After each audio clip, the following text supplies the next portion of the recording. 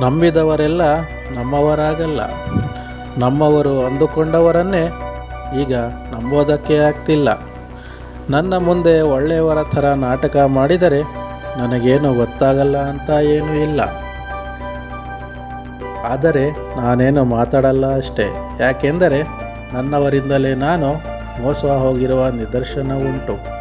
ಇನ್ನೊಬ್ಬರ ಹಂಗಲ್ಲಿ ಬದುಕುವುದು ಯಾವತ್ತಿದ್ದರೂ ನರಕವೇ. ಒಪ್ಪತ್ತಿನ ಗಂಜಿಗೆ ಇಲ್ಲದಿದ್ದರೂ ಪರವಾಗಿಲ್ಲ, ನಮ್ಮ ಅನ್ನಕ್ಕಾಗಿ ನಾವೇ ದುಡಿಬೇಕು. ನಮಗೆ ದ್ರೋಹ ಮಾಡಿದವರ ಮುಂದೆ ತಲೆ ಎತ್ತಿ ಬದುಕಬೇಕು.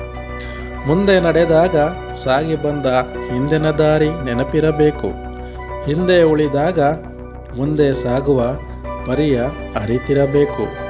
ಮುಂದಿದ್ದರೂ ಹಿಂದಿದ್ದರೂ ವಾಸ್ತವದ ಅರಿವಿರಬೇಕು. ಇದುವೇ ಜೀವನದ ಗುಟ್ಟು.